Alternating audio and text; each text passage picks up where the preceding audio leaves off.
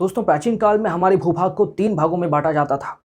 एक था इंद्रलोक, दूसरा था पृथ्वीलोक और तीसरा था पाताल लोक। दरअसल इंद्रलोक को हमारी पृथ्वी का हिमालय और उसके आसपास की जगह से लेकर आसमान की अनंत ऊंचाइयों तक माना जाता था। उसके बाद हमारी पृथ्वीलोक, यानी कि हमारी पृथ्वीलोक पर जितनी भी समतल ज़मीन है, ऐसे समुद्र है, ऐसे रेगिस्तान हैं जहाँ पर ज़िंदगी संभव है, जहाँ पर रहने लायक जगह है, उसे पृथ्वीलोक के अंदर माना जाता था। इसके बाद आता था पाताल लोक, जो पृथ्वी से नीचे और पृथ्वी के समुद्र की गहराइयों में या समुद्र के तटों पर या रेगिस्तानों के तटों पर या रेगिस्तानों में माना जाता था। दरअसल उस जमाने के अंदर जो तटवर्ती इलाके थे, जैसे कि समुद्र का तट हो गया या खाड़ियां हो गई, उन्हें पाताल लोक का दर्जा दिया जाता था या पाताल लोक ही माना जाता था। आपको जानकर हैरानी होगी कि राजा बलि को जिस राज्य का राजा बनाया गया था, दरअसल हमारे इतिहास में सतयुग के अंदर एक घटना घटी थी, आपको पता होगा। जब राजा बलि ने अपनी भक्ति से, मतलब अपनी भक्ति का प्रदर्शन करते हुए भगवान विष्णु के वामन अवतार को ये तीनों लोक दान में दे दिए थे और उनकी भक्ति से खुश होकर भगवान विष्णु ने उन्हें पाताल लोक का राजा बनाया था। दरअसल उस समय ऐसा कहा जाता है, वो जिस पाताल लोक में रहा करते थे, वो जगह आज के ज़माने में सऊदी अरब है। सऊदी अरब के जो मक्का का एरिया है, यानी मक्का क्षेत्र है, मक्का का एरिया है, कहा जाता है कि वो उसी के राजा थे। और ये जो मक्का मंदिर उन्होंने ही बनवाया था। उन्होंने गुरु शुक्राचार्य के साथ मिलकर ही इस मक्का मंदिर को बनवाया था। हालांकि मैंने मक्का मंदिर यूज़ किया है दोस्तों, इसके बारे में रिसर्च चल रही है, शोध चल रही है, कुछ फिक्स्ड तौर पर नहीं कहा जा सकता। अपनी बंगाल की जो खाड़ी है उसे भी नागलोक के अंदर बताया जाता था, यानी माना जाता है कि प्राचीन काल में उस बंगाल की खाड़ी के अंदर नाग संप्रदाय रहा करता था। ऐसे बहुत सारे सबूत हैं जो ये बताते हैं कि पाताल लोक एग्जिस्ट करता है। मैं इस वीडियो के अंदर पाताल लोक के बारे में ही आपको बात बताऊंगा, पाताल लोक के बारे में ही बताने जा रहा हूँ। दोस्तों, पाताल लोक कोई कल्पना नहीं है।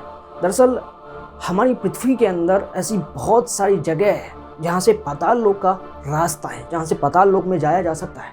दरअसल हमारी पृथ्वी में या समुद्र के अंदर बहुत सारी गुफाएं हैं, बहुत सारे छेद हैं जो पाताल लोक का ही रास्ता है। यहाँ तक कि पहाड़ों के अंदर बहुत सारी गुफाएं हैं जिसका एक सिरा तो मिलता है, लेकिन उसका दूसरा सिरा कहाँ जाता है वो किसी को नहीं मालूम। राजस्थान के जोधपुर के अंदर भी ऐसी बहुत सी गुफाएं हैं जिसका एक सिरा लोगों को मिल चुका है, लेकिन उसके दूसरे सिरे के बारे में किसी को नहीं मालूम। आज तक किसी को भी पता नहीं चल पाया या कोई भी उसे खोज नहीं पाया है।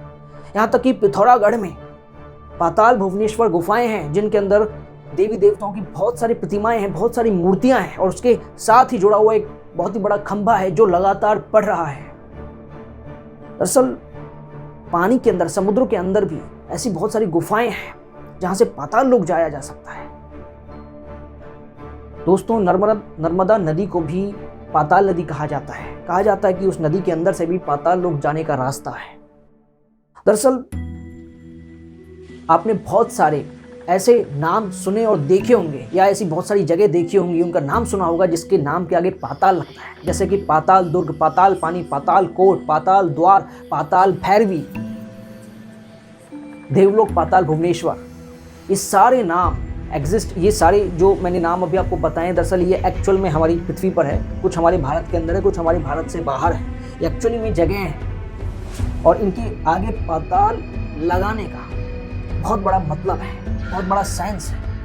ये पाताल लोक कोई भी कल्पना नहीं है। सबसे बड़ा सबूत तो यही है कि जब हम हमारे धर्म ग्रंथों के अंदर पढ़ते हैं ना कि तीनों लोकों के बारे में, या हमारे धर्म ग्रंथों में हमारे जो भगवान हैं वो इसका जिक्र करते हैं कि तीनों लोकों के अंदर एक लोक क्या होता है? पाताल लोक ही होता है हमारा। तो सबसे बड़ा सबूत तो यही है। और हमारे धर्म ग्रंथों में ऐसी इतिहास के अंदर बहुत सारी घटनाएं हैं जो इस पाताल लोक से जुड़ी हुई है, उनके अंदर पाताल लोक का जिक्र आता है। दरअसल एक बार माता पार्वती की कान की बाली नीचे गिर गई थी, यानी निकल कर नीचे गिर गई थी और वो समुद्र की गहराइयों में चली गई थी। समुद्र के अंदर एक छेद था, उस छेद के अंदर घुस गई थी, जो कि पाताल लोक का ही रास्ता था। और जाते जाते वो बिल्कुल नीचे तक चली गई और शेषनाग के पास पहुंच गई। जब शेषनाग को इस बात का पता चला तो उन्होंने बहुत तेज गर्म फुफकार मारी, गर्म हवा आई और उसकी वजह से, गर्म पानी की फुफकार आई और उसकी वजह से वो जो माता पार्वती की जो बाली थी वो वापस से सतह पर आई और माता पार्वती को मिल सकी। इसके साथ साथ एक बहुत ही चर्चित कहानी है जिसके बारे में मैंने आपको थोड़ी देर पहले बताया, राजा बलि और भगवान विष्णु के वामन अवतार की, जिसके अंदर भगवान विष्णु ने राजा बलि को पाताल लोक का ही राजा बनाया था। उसके साथ साथ ही हमारा जो रामायण काल है, जो त्रेता युग है, उसके अंदर भी एक कहानी आती है। दरअसल अहिरावण जब भगवान श्री राम और लक्ष्मण को कैद करके ले जाता है, उनका हरण करके ले जाता है, तो वो पाताल लोक के अंदर ही उनको ले जाता है और हनुमान जी उनको छुड़ाने के लिए पाताल लोक के अंदर ही जाते हैं और अहिरावण का वध करके भगवान श्री राम और लक्ष्मण को बचा कर ले आते हैं या मुक्त करके ले आते हैं। सो ये इतनी सारी हमारी जो कहानियां हैं, ये कहानी नहीं है, ये सच है। ये जो सच है ये साबित करता है कि पाताल लोक वाकई में एग्जिस्ट करता है, वाकई में हमारे धरती पर मौजूद है, या ये कहें कि धरती के नीचे बहुत सारे ऐसे लोक हैं जो पाताल लोक हैं और धरती से उन लोकों में जाने का रास्ता है। दोस्तों, एक बार जब देवता और असुरों की लड़ाई हुई थी, संग्राम हुआ था, तो संग्राम के बाद देवताओं को अमृत मिल गया था। उन्होंने अमृत पान के बाद बचा हुआ जो अवशिष्ट था, जो अमृत था, उसे समुद्र की गहराइयों में छुपा दिया था और इस वजह से वो जो अमृत था, जो अमृत कलश था, वो पाताल लोक के अंदर आ गया था और उसके बाद से ही पाताल के अंदर असुर अग्नि हमेशा प्रज्वलित होने लगी। हर समय एक अनंत अग्नि होती है ना, वो हर समय प्रज्वलित होने लगी। लेकिन क्योंकि देवताओं की शक्ति से उसे कुछ हद तक रोक दिया गया, मतलब फैलने नहीं दिया गया, और इसी वजह से ऐसा माना जाता है कि आज भी हम कहते हैं ना कि समुद्र के अंदर पानी कम ज़्यादा हो गया, माना जाता है कि इसी वजह से वो होता है, पानी का कम ज़्यादा होना। वो अग्नि जितनी फैलती है, पानी उतना कम होता है, और जब वो कम होती है देवताओं की एनर्जी से, तो पानी बढ़ जाता है। और ऐसा माना जाता है कि जब दिन होता है तो सूरज की रोशनी, सूर्य एक देवता है, आपको पता ही है, तो सूरज की रोशनी से जितने भी पाताल के निवासी हैं वो मृतप्राय हो जाते हैं, और जब रात होती है तो चंद्रमा की रोशनी से वो जो जितने भी पाताल के निवासी हैं वो वापस से जी उठते हैं, वापस से जीते हैं, मतलब वापस से उनकी जो जीवन लीला है वो दोबारा स्टार्ट हो जाती है।